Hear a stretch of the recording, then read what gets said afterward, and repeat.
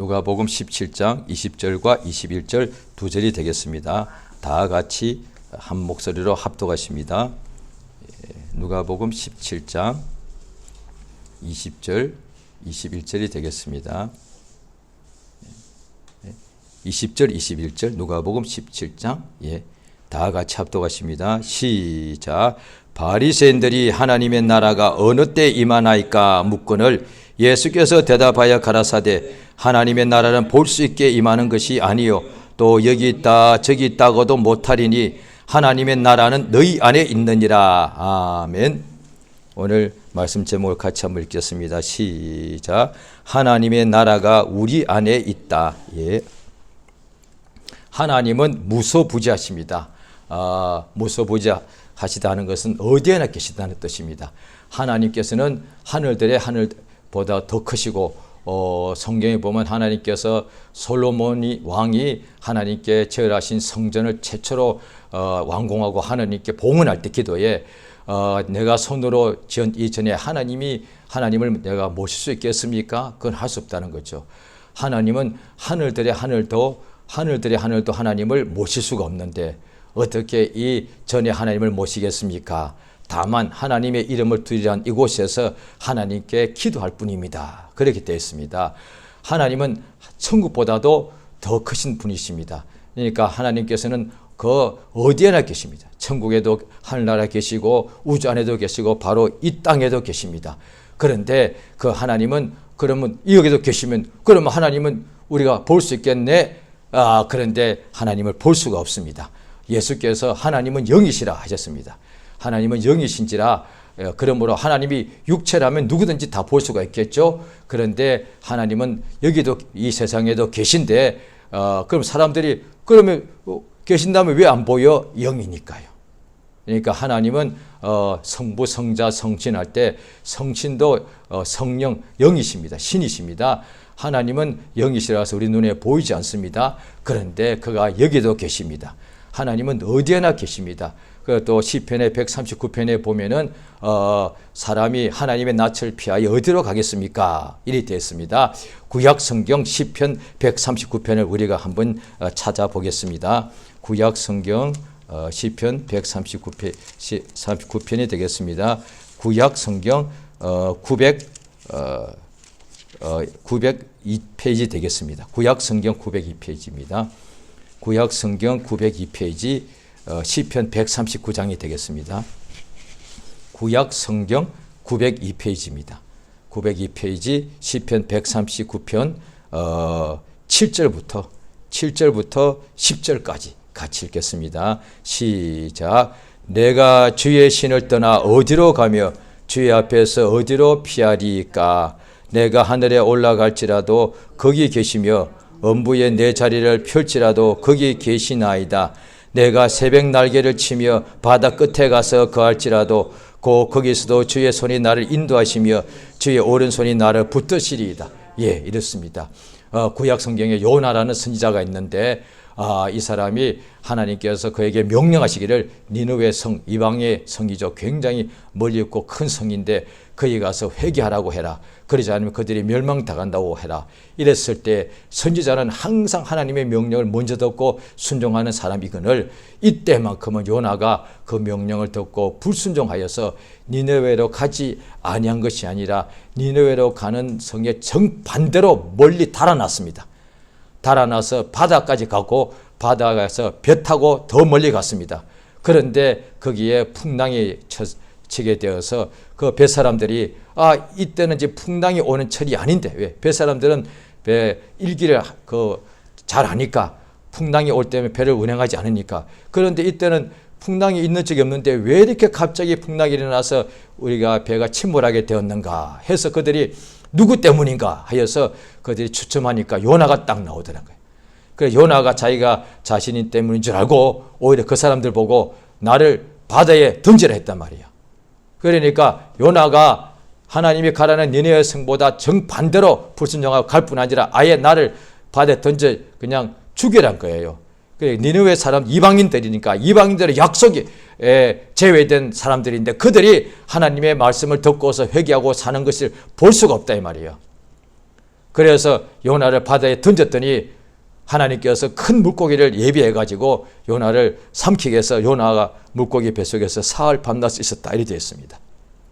바다 끝으로 하나님을 피하여 바다 끝에 간다 할지라도 거기도 하나님이 계신다는, 여기에 시편 139편 7절에 보면은 내가 주의 신을 떠나, 하나님의 성령이죠. 하나님의 신을 떠나 어디로 가겠습니까?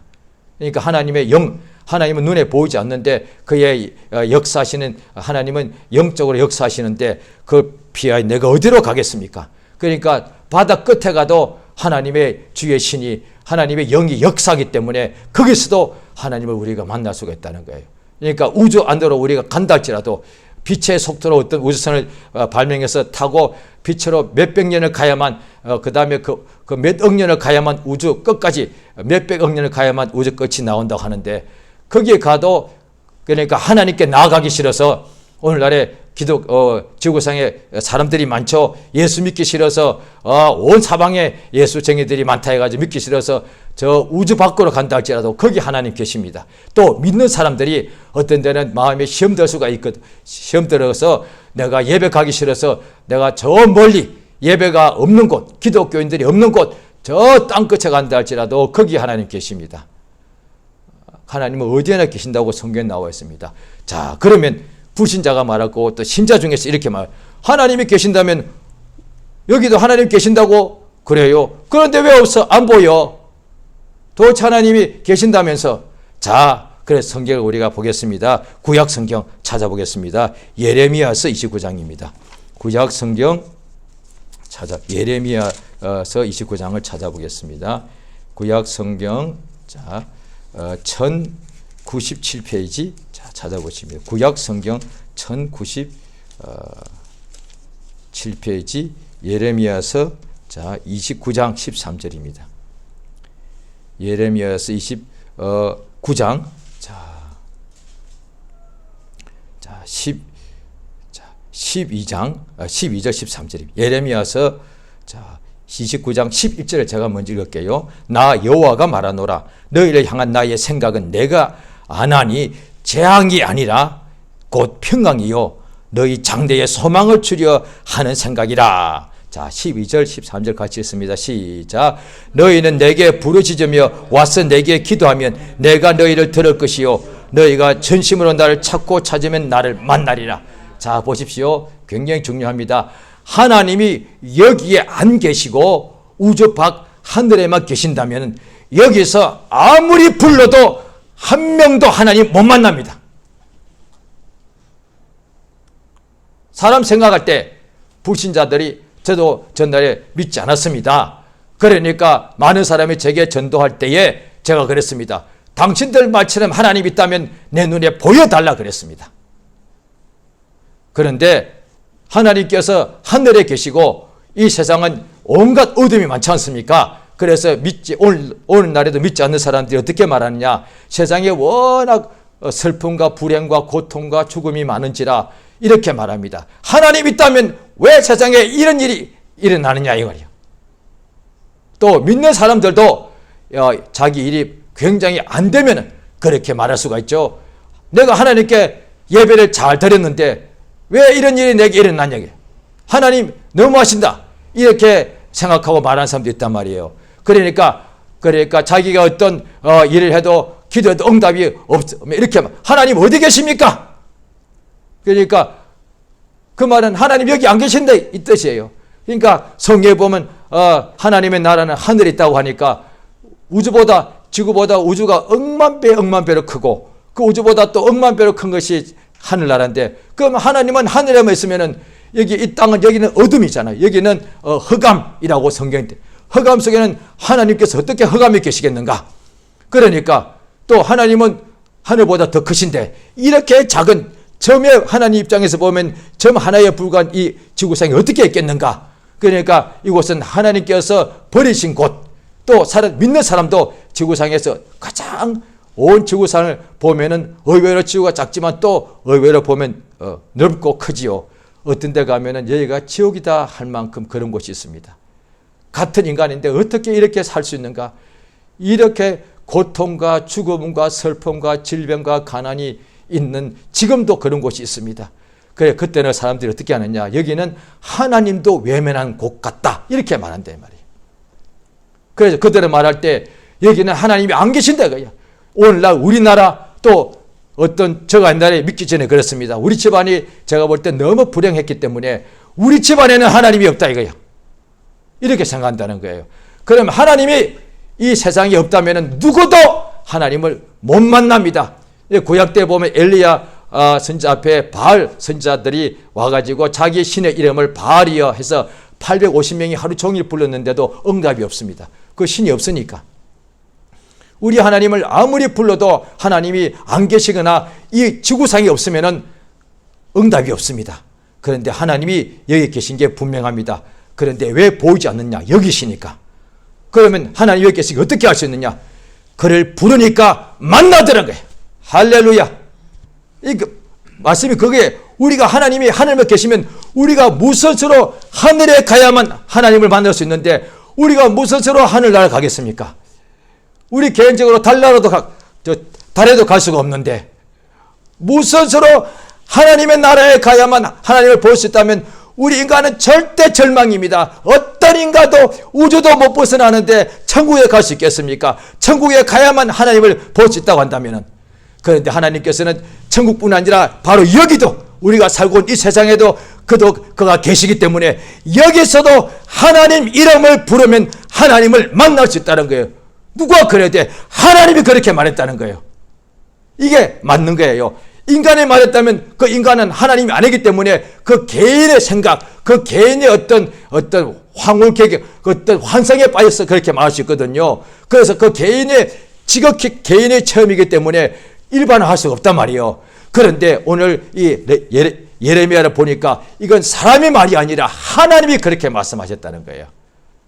그러니까 하나님께서 우리에게 주시는 생각은 형벌, 재앙이 아니라 우리에게 하나님께서 평강을 주시는 건데, 나를 찾으라. 그러면 내가 너희를 만나줄 것이다.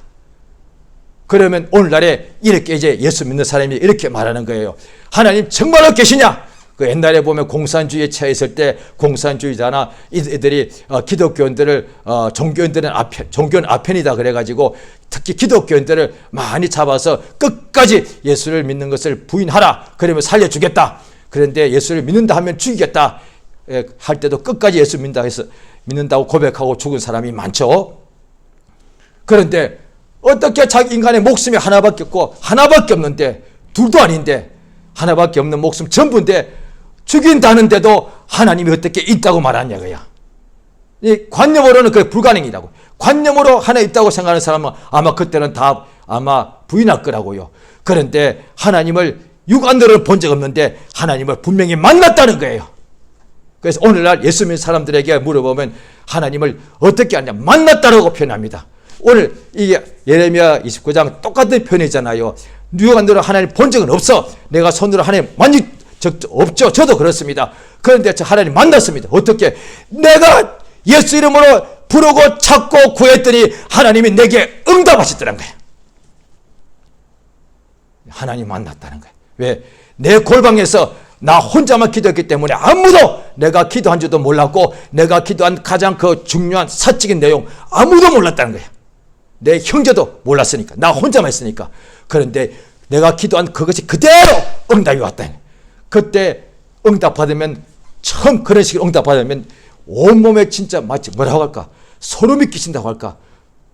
기쁘면서도 한편으로 무섭습니다. 하나님이 정말 살아계시구나. 내가 가장 은밀한 골방에서 혼자만 기도하고 나의 가장 은밀한 기도인데 이게 어떻게 응답이 되냐고요. 하나님이 정말 살아계신다는 것을 알게 됐을 때 그때 너무도 기쁘고 놀라운 동시에 참으로 어떻게 생각하면 두렵습니다. 하나님이 다 알고 있다는 사실. 그래서 오늘날에도 하나님은 여기도 계시기 때문에 누구든지 하나님 만날 수 있다는 거예요.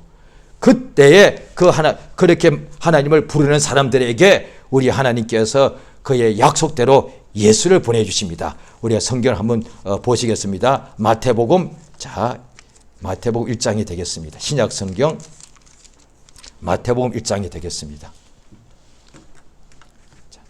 마태복음 1장 23절입니다. 예, 마태복음 1장 신약성경 맨 먼저 있죠. 1장 23절 한 절입니다. 같이 있습니다. 시작. 보라, 처녀가 잉타의 아들을 낳을 것이요 그 이름은 임마누엘이라 하리라 하셨으니 이를 번역한즉 하나님이 우리와 함께 계시다 함이라. 예, 임마누엘이라는 뜻은 하나님이 우리와 함께 계시다는 거예요. 그런데 이것만 보면은 예수님 당시에 사복음서에 보면은 율법사, 서기관, 바리새인, 또 사두개인 이들은 예수님이 하나님의 아들로 이 세상에 구주로 오셨는데도 끝까지 그걸 인정하지 않고 예수를 조롱하기도 하고 비판하고 이랬단 말이에요. 그 이유가 뭐냐? 예수님이 왜 죄인들하고 같이 식사를 하고 죄인의 집에 들어가서 유하냐고요. 왜? 하나님은 구약 성경에 보면 하나님은 죄인의 기도를 듣지 아니하신다고 시편의 1장에도 나옵니다. 우리 하나님께서는 죄인의 기도를 듣지 않으십니다. 그러니까 복 있는 사람은 오만한 자의 자리에 앉지 않고 죄인의 길에 서지 않는다 이 말이에요. 하나님께서는 의인의 기도를 들으신다고 되어 있는데 그 바리새인들은 자기들은 의인인데 저 세리와 창기들은 죄인인데 왜 예수가 함께 하냐는 거예요. 하나님이 함께 하시. 그러니까 예수를 하나님이라고 인정할 수 없다 뭐예요. 죄인들하고 같이 있는 거니까. 그런데 왜 자기들이 할 때는 하나님은 의인과만 함께 하시는 거니까. 그래서 구약 성경 보면은 아브라함이 의인이라고 되어 있고 모세가 의인, 그 다음에 다윗이 의인, 엘리야가 의인 이렇게 나온다는 거예요. 그래서 구약 때 보면 유대인들 수많은 인 중에 유대인 민족을 하나 택하시고 하나님 보시기에 유대인이 가장 의롭다 이거예요. 아브라함의 자손이니까. 그 다음에 유대인 중에서도 또 가장 의인 하나를 택하신 가지고 선지자, 왕, 제사장으로 하나님께 쓰신다 이 말이에요. 그러니까 우리가 구약 성경을 보면 아브라함을 닮고 싶고 구약 성경만 보면 나도 아브라함처럼 되고 싶고 엘리야처럼 되고 싶은 거예요. 그런데 그거 거의 불가능해요. 왜? 아브라함처럼 되려면요 75세에 본토 친척 아버지 집을 버리고 떠나야 돼. 오늘 믿는 사람 중에 그런 사람 몇이나 있습니까? 해외 선교하는 사람 대단합니다. 거의 다가 30대 전후입니다. 75세 노인이 모든 걸 버리고 가는 사람이 어디 있습니까? 그 모세처럼 되려면 본복 모세처럼 되려면 40년 광야에서 양만 쳐야 돼. 그리고 난 후에 80세에 모세가 주의 영광을 봤으니까 그냥 80세에 모세처럼 될 수 있으니까 앞으로 40살부터 80세까지 광야에서 양만 치고 난 후에 40년 동안 광야에서 그리고 80에 나는 모세처럼 된다. 그렇게 할 사람 몇이나 있겠습니까? 없습니다. 불가능입니다. 그래서 구약 성경을 보면은 모세, 엘리야처럼 모든 사람이 선지자들이 다 자기가 죽으려고 하니까 왕한테 다 자기를 아부해서 거짓말하는 사람이 되었단 말이에요. 엘리야 혼자만 살았다. 여왕이 왕비가 군사를 풀어서 잡아 죽이려고 그랬습니다. 엘리야처럼 그렇게 살아야 되는데 그런 사람이 우리 중에 몇이나 있겠습니까? 그래서 구약 성경을 읽어서 감동받는 것은 좋은데 그걸 읽다 보면은 다 아브라함처럼 모세처럼 엘리야처럼 되려고. 그게 우리 중에 그들 중에 지구상에 그 당시에 지구 전체에서 한 명 정도였다고요. 우리가 무슨 수로 되겠습니까? 그러니까 좌절 느끼는 거예요. 왜? 해도 그러긴 안 되는 거니까. 그런데 이 예수님이 오셨는데 이를테면 모세 같은 사람들하고만 어울려야 되는데 예수님이 죄인들하고 같이 하고 창기하고도 밥을 먹네. 이게 있을 수 없단 말이에요. 바리새인들이 그것을 용납이 안 되는 거예요. 예수님을 끝까지 반대했다니까요. 그런데 그 예수님이 누군지 그들이 몰랐다는 거예요. 우리 마태복음 1장을 보셨는데 23절을 보셨거든요. 바로 그 두 절 위에 21절을 같이 한번 읽겠습니다. 마태복음 1장 21절입니다. 21절 시작. 아들을 낳으리니 이름을 예수라 하라. 이는 그가 자기 백성을 저희 죄에서 구원할 자이심이라 하리. 예수가 누구냐? 의인들과 함께 있는 자일 것이다. 그러면 맞는 거예요. 예수가 누구냐 하니 자기 백성을 저희 죄에서 구원할 자단 거예요. 예수께서 바리새인들 보고 말씀하셨다고요. 그들이 예수를 반대하고 왜 죄인들하고 같이 식사하냐고 했을 때에 내가 의인을 불러러 온 것이 아니라 죄인을 불러서 회개시키러 왔다 이랬다니까요. 그러니까 예수님이 구주로 오신 것을, 예수는 그리스도 메시아인데 구주인데 구원자인데 죄에서부터, 그러니까 이게 1장 21절에 나오죠. 죄인을 구원하시는데 죄인을 자기 죄에서 구원하는 자예요. 우리들을 우리의 죄에서 구원할 분이 그리스도다 이 말이에요. 예수가 누구라고요? 예수님은 그리스도신데 메시아신데 메시아는 누구라고요? 우리를 나의 죄에서, 우리의 죄에서 구원하는 거예요. 나를 다른 사람의 죄에서 구원하는 게 아니에요. 나를 소돔 사람 같은 사람의 죄에서 구원하는 게 아니에요. 오늘날에 이런 사람들이 많습니다. 예수 믿는 사람 중에 자기는 이제 처음에는 자기가 죄인 줄 개수 줄 알지만 오래 믿는 사람은 자기가 상당히 어렵다고 생각하기 때문에 그렇습니다. 그런데 집 밖에만 나가면 세상에 그냥 죄인들은 꽉 차 있잖아요. 특히 대도시가 마치 오늘날에 여기는 서울인데 서울 사람들 중에 믿는 사람들 그런 사람 많을 거예요. 이 서울이 마치 구약에 나오는 소돔과 같다. 예, 아마 더할지도 모르죠. 그래서 어떻게 하느냐? 이 소돔과 같은 이 죄인들이 울거리는 곳에서 나를 좀 구원해 달라고. 그거는 누구든지 할 수 있는 말이에요. 그러니까 뭔가를 한 가지 아는 것 같지만은 오해하고 있는 거예요. 다시 말하면 주여, 구약처럼 나는 의인이니까, 나는 롯처럼 의인이니까 이 소돔에 있는, 이 서울에 있는 이 수많은 집만 밖에 나가면 다 죄인들이야. 오른쪽 집, 왼쪽 집, 윗집, 아래집 전부 다 죄인들로 아주 우글우글거려. 여기는 그냥 지옥 아랫목 같아. 심지어 불신자들은 우리 집안에 들어가도 우리 아버지, 어머니, 우리 형제들 다 죄인들의 악마들 같아. 나를 여기서 좀 건져 주시옵소서 이런다는 거야. 그거는 불신자들도 그런 식의 구원인 줄을 안다 이 말이에요. 근데 바리새인들이 그렇게 생각했다 이 말이에요. 저 죄인들, 창기들, 저 소경 거지들, 우리는 아니에요. 우리는 저들하고 달라. 그 예수님이 우리에게 오셔야 되는데 왜 저들하고 밥을 먹냐 이 말이에요. 저들을 왜 고쳐주냐 이 말이에요. 예수는 메시아인데 나를 저 죄인에서 구원하는 것이 아니라 나를 내 죄에서 구원하는 거야. 이게 메시아예요. 잘 들으셔야 돼요. 자꾸 오늘 불신자들뿐 아니라 신자들도 착각하는 이유가 저 사람이 죄인이고 내가 교회에서 오래하면 나는 이때문에 목사를 치면 난 이 교회에서 내가 제일 충만한 것 같아. 그런데 우리 교인들은 다 믿음이 없어. 아이고 내가 힘들어 죽겠어. 이 교인들이 하나같이 그냥 죄가 가득 차 있어. 주여 나를 이들로부터 나를 좀 어떻게 구해 주시옵소서. 그래 뭐야? 교인들은 다 소돔 사람들이고 나는 소돔에 사는 롯 이런 식이단 말이에요. 물론 그렇게도 하시지요. 그런데 진짜는 나도 내 죄가 있다 이 말이에요. 바리새인들은 자기 속에 죄가 있는데 그걸 몰랐거나 끝까지 인정하지 않았고 예수 앞에 수많은 창기와 죄인들은 자기 속에 있는 죄를 자기 밖에까지 인정한 거예요. 예수 앞에 나온 거예요. 어떻게 나왔느냐? 저분이 죄에서 나의 죄에서 나를 구원하러 왔다고 하니까 그러면 내가 당장에 예수 앞에 나가야죠. 잘 들어보십시오. 소경이 예수의 소문을 듣습니다. 그러니까 예수가 소문 들으니까 나사렛 예수가 소경에서 나를 건져주는 거예요. 나는 소경인 거예요. 그러니까 저 사람도 소경인데 저 사람을 눈뜨게 하는 것이 아니라 나사렛 예수는 소경된 나를 이 소경에서 나를 건져주는 분이요.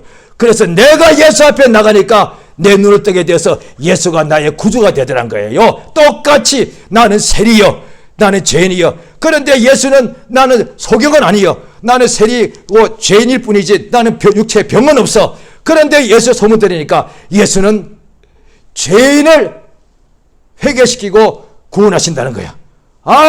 그러면 나는 돈이 많고 부자고 세리고 죄인이고 대신에 나는 몸은 멀쩡해 건강해. 그런데 예수 앞에 나갈 필요가 없는데 예수가 죄에서 구원한다니까 내가 나가야 되는 거구나. 그래서 자기가 죄인인 줄 병은 없지만은 죄인들이 예수 앞에 다 나왔고 그 다음에 육체에 병 있는 사람 예수 앞에 다 나온 거예요. 왜? 예수는 우리를 병에서, 그 다음에 가난해서, 죄에서 구원하는 것을 알았으니까. 그런데 외식하는 율법사, 서기관, 바리새인들은 그걸 몰랐다. 몰랐거나 끝까지 인정하지 않았던 거야. 왜? 지금까지 우리는 의인이라고 자타가 인정해 줬는데 이제 예수 앞에 나가면 내가 죄인이라고 시인하는 거야. 이를테면 그 중에 아마 바리새인 중에 나이가 한번 50이 있었을 거예요. 내가 50평생에 그때 50이요. 내가 난 지 8일째 만에 할례 받아서 율법으로 철저하게 양육받았고 나는 바리새인 중에 바리새인. 나는 50평생에 나는 의인이요.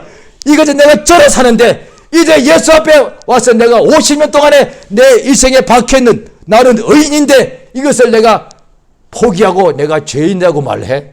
이게 가능하냐 이 말이에요. 이게 가능하냐 이 말이에요. 오늘날의 불신자 속에 자기가 어렵다고 믿는 사람들 예수 복음 전하면 잘 안 믿습니다. 나 예수 없이도 천국 갈 자신 있다고 이렇게 말합니다. 그보다 10배 100배로 더 자기 의가 있는 사람들이 바리새인인데 어떻게 예수 앞에 나가겠냐고요.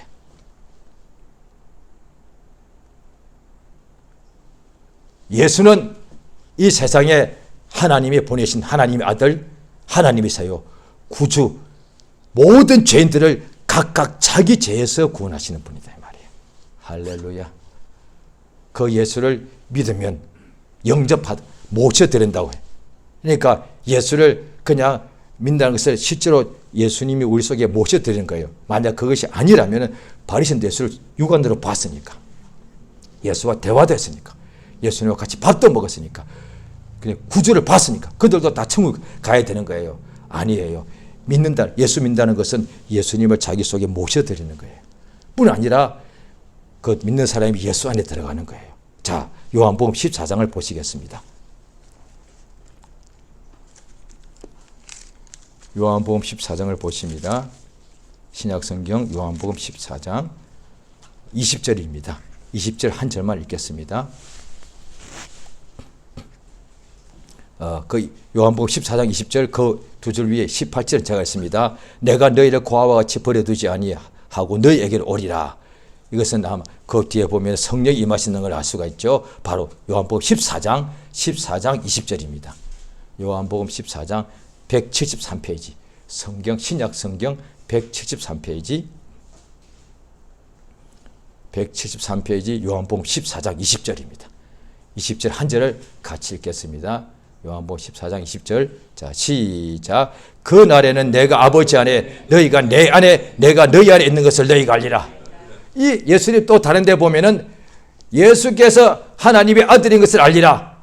그거는 이제 알 수가 있죠. 그런데 그 예수가 아버지 안에, 그것도 당연하죠. 왜? 하나님 아들이니까. 또 아버지께서 하나님 아버지 예수 안에 계신, 그거 당연하죠. 예수 하나님 아들이니까. 그런데 복음이 뭐냐? 그 예수가 우리 안에 들어온다는 거예요. 이게 복음이요. 할렐루야. 예수는 하나님 안에 있는 분이잖아요. 창세 이전부터 아버지 품에 계신 그 예수님, 아버지 품에 계시다가 이제 이때 이 세상에 오셨는데 하나님 품에 어떤 것이요? 그건 우주보다 더 크고 하늘보다 더 큰 하나님 품에 있는 분이 예수셔. 그런데 그 예수가 우리 속에 들어오신다는 거예요. 우리 품이 무슨 하나님 품에 비하면은 비교할 수 없는 것인데 태양 앞에 마치 이 불빛도 아니고 지푸라기만도 못해. 우리는 진토고 우리는 흙먼지인데 그런데 어떻게 예수가 우리 안에 들어오신다 이 말이에요. 이게 복음이다 말이에요. 예수는 구세주라서 구원주라서 죄인들 속에 들어간다는 거야. 죄인들 속 예수를 구주로 믿는 사람, 그 죄인이 자기 죄를 자복하고 예수를 믿으면 예수 안에 들어간다. 예수께서 그 사람 안에 들어간다는 거야. 그 사람이 또한 예수 안에 들어간다는 거야. 그 눈으로 못 보죠. 예수님 실제 땅에 계셨지만은 예수가 우리 속에 들어올 어떻게 알아? 안 보이니까. 우리가 예수 안에 들어갔다. 지금 오늘 믿는 예수 안에 지금 들어가 있는 거거든요. 그거 어떻게 알아? 보이지도 않는데 어떻게 하냐고. 당연히 영적인 것이죠. 그때 근데 예수가 안다고 했으니까 예수님 말씀 틀릴 일은 없고, 그날에는 성령이 우리 속에 임하시면 눈으로 보아도 우리는 보아도 못 깨닫는데 성령이 임하시면 비로소 아버지 하나님이 예수 안에, 예수가 우리 안에, 내가 예수 안에 있는 것을 알게 된다는 거예요. 할렐루야. 그래서 성령 받으면 꼭 받아야 될 이유가 뭐냐니, 성령 받으면 사업가는 사업할 때 지혜가 나오고 공부한 학생들은 공부에 집중할 수 있게 되고 이렇게 되지요. 그러나 그보다 더 중요한 거예요. 성령 받으면은 만약에 사업가가 사업 잘 되고도 또 사업이 안 될지라도, 그런데 사업 잘 될 때 자기가 예수 안에 잊어버리면은 내가 최고요. 또 사업이 안 될 때 예수님이 자기 안에 있는 것을 알지 못하면은 낙심자절할 거 아니야. 그런데 사업이 혹시 잘 못 되더라도, 세상에 풍파가 몰아치더라도, 지금 나는 이제 풍파가 나는 세상에 폭풍 한복판에 있구나, 나는 이제 망하게 되었구나, 이렇게 할 수밖에 없는데, 믿는 자라도 그때에 폭풍 안에 있음에도 불구하고, 폭풍이 없어진 게 아니에요. 폭풍 속에 있는데도 성령께서 이 속에서 내가 예수 안에 있다는 것을 알게 되는 거예요. 그러면은 걱정이 없다 이 말이에요. 폭풍이 지금 나를 삼키려고 몰려오는데도 내 안에 예수가 계신 것을 알게, 그러면 걱정. 왜? 나밖에 없으면 나는 죽은 거예요. 그 예수님이 저 멀리 계시니까, 예수야, 내가 폭풍 속에 죽게 된 것을 가만 보고 계십니까? 라고 이렇게밖에 할 수 없는 거예요. 그런데 예수가 내 안에 계신 것을 알면 그 순간에, 내가 두려워할 필요가 없구나. 예수께서. 그래서 12사도가 배 타고 갈 때 풍랑이 갑자기 치서 막 이렇게 바닷물이 막 배 안에 들어가서 배가 잠기게 되니까 두려워서, 무서워서 예수를 깨워서, 예수님, 우리가 죽게 된 것을 돌아보지 않습니까? 예수님도 똑같은 풍랑 속에 있었습니다. 예수님이 오시니까 풍랑이 없어진 게 아니었어요. 똑같이 풍랑이 집어삼키려고 하는데 12명의 제자는 막 죽으려고 두려워했고, 예수는 곤히 주무셨다 이 말이야. 똑같은 상황인데 그때 예수가 깨어나셔서 어떻게 하셨습니까? 풍랑이 절로 사라진 게 아니라 풍랑을 보고서 잠잠하라, 고요하라 하시니까 잠잠하게 되더라고요. 똑같은 거예요. 우리에게 풍랑이 세상에 있을 동안에는 오더라 이거야. 그런데 왔을 때 우리 하나님 왜 이런 것을 허락하십니까? 알아서 막아주시지. 연약할 때는 알아서 막아주십니다. 믿음이 연약할 때는. 그런데 믿음이 감당할 만큼 되면은 그런 것도 허락. 왜? 성장한 거니까. 어느 때까지 어려움이 없는 것만 믿음이 아니라 어려움이 왔는데도 그걸 지배하는 믿음을, 그게 장성한 믿음까지 주시려고 한단 말이에요. 그럴 때 막 풍랑이 치니까 그때 어떻게 하느냐? 그 순간에 성령으로 깨달아서 내 안에 예수 이름 있지 않냐? 그렇지. 예수 이름으로 명하노니 잠잠하라! 라고 하는 믿음을 쓰게 된다는 거예요. 할렐루야. 그걸 말씀하시네. 그래서 예수께서 오늘 본문에 보면은, 자, 바리새인들이 와서 예수께 여쭙습니다. 하나님의 나라가 어느 때 임합니까? 예수께서 대답하실 때에 하나님 나라는 볼 수 있게 임하지 않는다는 것이 아니라 임하긴 임하는데 볼 수 없다 이 말이에요. 볼 수 있게 임하는 것이 아니다. 볼 수 없게 임한, 그게 뭔 뜻입니까? 그러니까 이게 영이지요. 그런데 사람들이 이걸 오해하면은, 영에 대해서 잘 모르는 사람은, 영혼에 모르면은 볼 수 있게 임하지 않는다고 하니까 그 볼 수 없게 임한 뭐냐? 마음이라고 생각하는 거예요. 그래서 사람들은, 오늘날에 많은 기독교인들이 영혼을 모르니까 자기 마음이라고 생각하는 거예요. 하나님이 내 마음에 계신다고 생각하는 거예요. 그런데 그 마음이란 것이 여러 번 바뀌지 않습니까? 배 부를 때와 배 고플 때와 마음이 전혀 정반대가 되지 않습니까? 그 예수께서 또한, 자, 21절을 보십니다. 누가복음 17장 20절 21절 오늘 본문이지요. 누가복음 17장 20절 21절입니다. 예수께서 가라사대 하나님 나라는 볼 수 있게 임하는 것이 아니고, 그 다음 21절 같이 읽습니다. 시작. 또 여기 있다 저기 있다고도 못하려니 하나님의 나라는 너희 안에 있느니라. 이게 굉장히 중요합니다. 오늘날에 이단들이 어떻게 하느냐? 저기 있다 이래. 예수가 여기 있다. 그 다음에 여기는 남태평양은 여기가 예수가 오실 날을 위해서 따로 예비하신 곳이다. 또 우리 교파는, 우리 교단은, 우리 예배당은 또 어때? 저도 사진 본 적 있습니다. 진짜 푸른 초장이고 꽃들이 그렇게 형형색스로 피어 있고, 바로 뒤에는 호수가 차 있고, 그 멀리 뒤에는 아주 산이 있고, 거기 앞에 교회가 한테 딱 실제로 있는 사진이 얼마나 아름답습니까? 그러니까 이런 교회, 이런 터의 교회에서야만 여기 주 역사가 있다. 그런데 주변에 그냥 자동차가 빵빵거리고 그 다음에 어떤 데는 교회가 예배당 지하에 있어. 하나님이 이런 곳에 안 계셔. 이렇게 생각할 수 있단 말이에요. 그러니까 하나님이 저렇게 아름다운 곳에는 계시고 이게 지옥과 같은 곳에는 안 계셔. 우리나라의 지옥 같아. 이런 나라는 하나님이 안 계셔. 우리 집안의 지옥 같아. 이런 곳은, 이런 집안에는 하나님이 안 계셔. 저런 집안은 천국 같아. 저런 집안에 계셔. 이렇게 하나님이 여기 있다 저기 있다 하지 말라. 하나님의 나라가 어디 있는데 너희 안에. 이게 복음이다 말이에요. 천국 복음이 뭐냐? 구약 때 율법은 가나안 땅에 젖과 꿀이 흐르는 땅으로 가라 준다는 거예요. 이 땅을 차지하라는 거예요. 천국 복음은 뭐냐? 하나님의 나라가 하늘 바깥에 있어야 되는데, 우주 밖에 있어야 되는데, 그 하나님의 나라가 우리 안에 들어온다는 거예요. 천국 복음을, 하나님 나라의 복음을 믿는 자에게는, 영접하는 자에게는 하나님 나라가 이 속에 들어온다. 하나님 나라가 우주보다 더 큰데 어떻게 들어와요? 자, 이것을 이제 해석이 안 되면 그냥 생각하는 거예요. 하나님 나라가 우리 속에 들어와 있다고 생각하는 거예요. 그게 아니겠죠? 생각은 또 어느 순간에 바뀌어버리니까. 자, 성경을 보시겠습니다. 자, 마태복음을 보시겠습니다. 12장입니다. 마태복음 12장.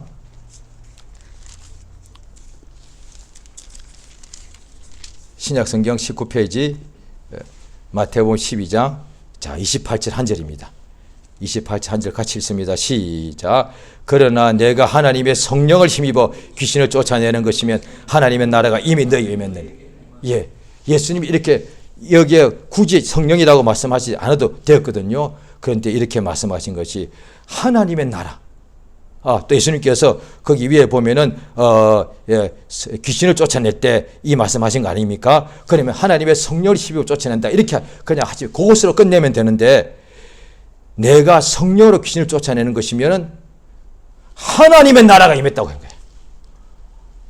이게 분명히 나오기 때문에, 그래서 하나님 나라가 우리 안에 임한다는 것이 무슨 뜻인지 아는 거예요. 성령이 임한 걸 말하는구나. 맞죠? 성령은 성부, 성자, 성령 하나님은 하늘들의 하늘, 하나님의 나라를 만드신 분이니까. 그러니까 하나님이시니까, 하나님이 우리 속에 들어오는 것이, 성령 하나님이 들어오시는 것이 하나님 나라가 임했다고 예수가 알려주시는 거예요. 그래서 주님이 이렇게 기도하라고 하실 때도, 그러니까 그 아버지의 뜻이 할 때, 미국 사람들의 영어로 기도할 때 당신의 이름, 당신의 나라라고 하거든요. 그런데 우리는 당신을 하기는 좀 그러니까 그냥 개정판에 나온 것처럼 주님이 이렇게 기도를 할 때 하늘에 계신 우리 아버지의 이름이 아버지의 나라가 임하옵시며, 그게 현재 행입니다. 과거 미래. 지금도 오늘 내가 주기도를 매년 아침 저녁 한다면은, 낮에도 한다면은 그 기도 이루어지는 거예요. 하늘에 계신 우리 아버지의 나라가 내게 임해달라고. 그게 뭐예요? 성령을 지금도 내게 부어달라고 그 뜻이다 말이에요. 할렐루야. 얼마나 이렇게 그 뜻을 알고 하건 모르고 하건 알고 하면 더 좋죠. 계속 기도하니 결국 우리 속에 성령이 임하되, 왜? 그 기도를 응답받는 기도니까. 하나님의 나라가, 아버지의 나라가 우리에게 임하시옵소서. 뭐냐? 성령이 우리 속에 들어오더란 거예요. 그래서 우리가 세상에 살고 있습니다. 세상에 나라가 있죠. 권세와 영광이 대단하죠. 마귀가 예수님을 유혹할 때 세 번째, 천하 만국의 영광을 보여주고 내게 경배하랬단 말이야. 세상 나라의 영광과 권세가 얼마나 대단합니까? 믿는 사람도 그거 보면 마음이 유혹받을 수가 있죠. 그런데 성령의 충만을 받으면 하나님의 나라가 이 속에 있는 것을 안다는 거예요. 하나님의 나라에 비하면 세상 나라는 진짜 먼지에 불과하단 말이에요. 그러니까 하나님의 나라의 그 능력과 하늘의 영광을 성령이 그 속에 임한 사람은 알게 되는 거예요. 그래서 비록 몸은 이 세상에 있고 세상 나라의 영광이 날 유혹할 때에 내게 하나님의 나라의 능력이 있는 것을 알고 그걸 사용하게 되면 세상을 능히 이기는 역사가 있다 이 말이야. 나라란 것이 권세 아닙니까? 그래서 주님이 이렇게 기도하는 내용에 나라와 권세와 영광, 나라가 권세와 영광이단 말이에요. 그러니까 우리가 흔들린단 말이에요. 믿는 사람이라도. 그런데 하나님의 나라의 권세와 영광을 안다면 세상에 있는 나라의 권세와 영광은 하나님 나라의 권세와 영광 앞에 아무것도 아닌 것을 알게 되니까 세상에 나갈 때 담대히 나가서 명령하고 지배하고 이기는 역사가 나타납니다. 할렐루야. 이 시간 저 앞에 기도하시겠습니다. 기도하실 때 하나님 아버지, 하나님의 나라가 임하시옵소서. 어디에? 우리 안에 우리가 임하시옵소서. 기도 이제 매일 합니다. 예수님 오늘 본문 말씀하면은 주의 나라가 임하시옵소서 하면 우리 안에 임합니다. 할렐루야. 나와 내 가족들의 심령에 임합니다. 예수 역사하셔서 아버지의 나라가 우리 안에 임하시옵소서. 오늘도 성령의 충만을 우리 속에 부어주셔서 하나님 나라의 권세와 영광이 충만함으로 세상 나라의 모든 것을 지배하고 이기는 역사가 우리 평생에 충만케 해달라고 예수 이름을 크게 한번 부르고 하시면서 간절히 기도하십니다. 예수여, 우리 아버지 하나님 참으로 의지합니다. 역사하시며 도와주시기를 간절히 바라 원합니다. 주의 성령으로 감동해 주시옵소서. 하나님의 나라가 임하시옵소서. 하나님의 나라가